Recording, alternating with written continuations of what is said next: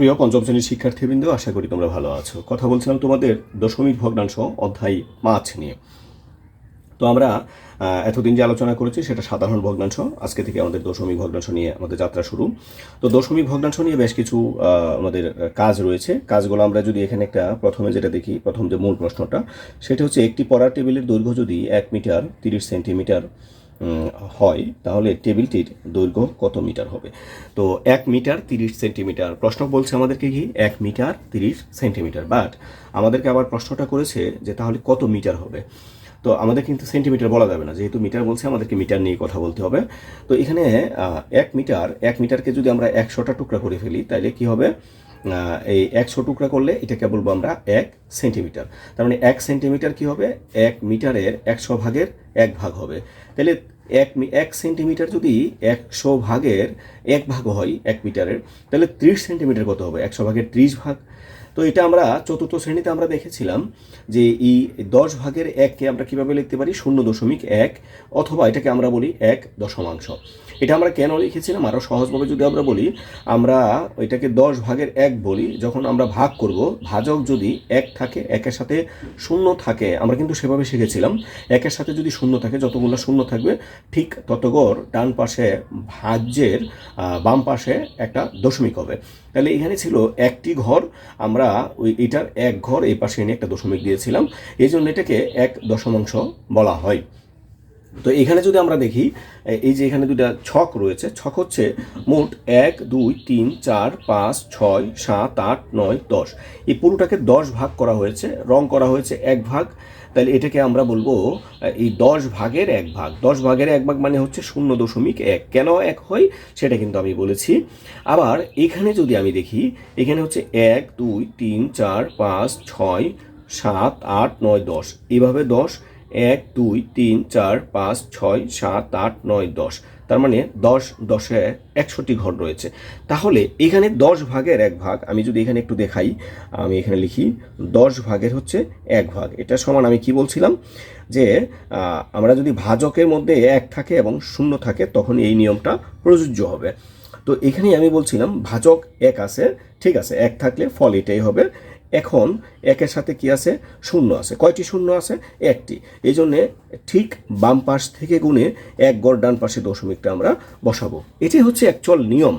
তো এখন এখানে এই দশমিকটা এমনি এমনি বোঝা যায় না, তাই দশমিকটাকে বোঝানোর জন্য আমরা একটা 0 ব্যবহার করলাম। তো এখানে কি ছিল, এখানে ছিল 10, মানে টোটাল 100টা ভাগ, তাই না। এখানে হলো টোটাল 100 ভাগ। 100 ভাগের রং করা আছে কয় ভাগ, 1 ভাগ।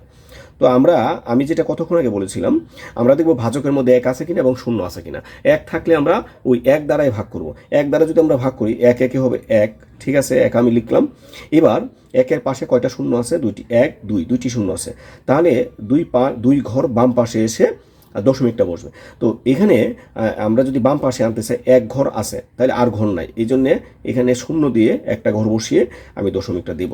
তো দশমিকটা দেওয়ার পর এখানে এই দশমিকটাকে বোঝানোর জন্য একটা 0 ব্যবহার করব।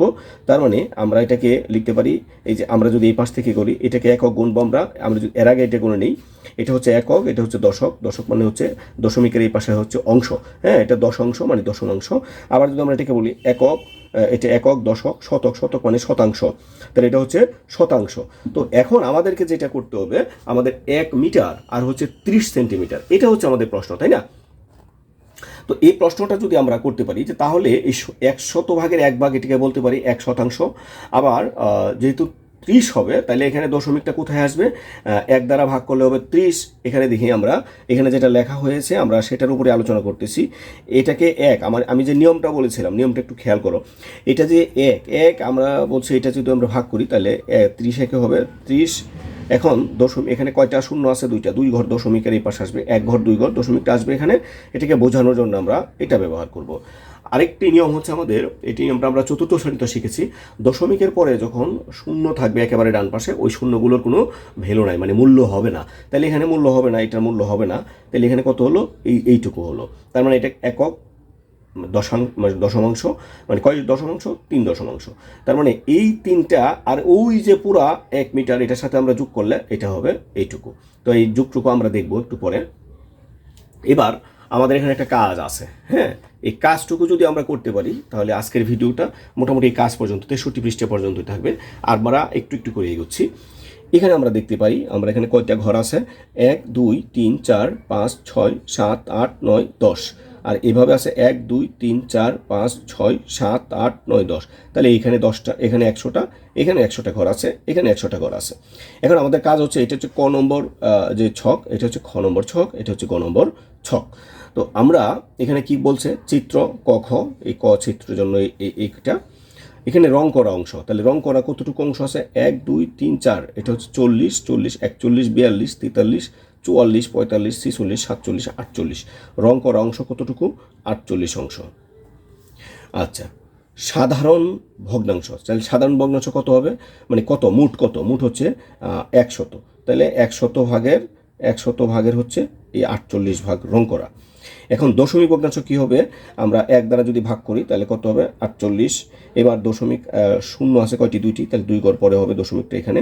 আর এই দশমিকটাকে বোঝানোর জন্য ওই শূন্যটা ব্যবহার করি, সেটা 0 আমরা দশমিকের পরে একটা বিষয় হচ্ছে আমরা কি বলি, এটাকে গণনা করে করে মানে বলি 4 8 এইভাবে। তো খ নম্বরে মোট রং করা আছে 1 2 3 4 5 5 6 মানে 50 51 52 53 54 55 56 57 58 59 60। তাহলে রং করা আছে কতটুকু, 60 অংশ।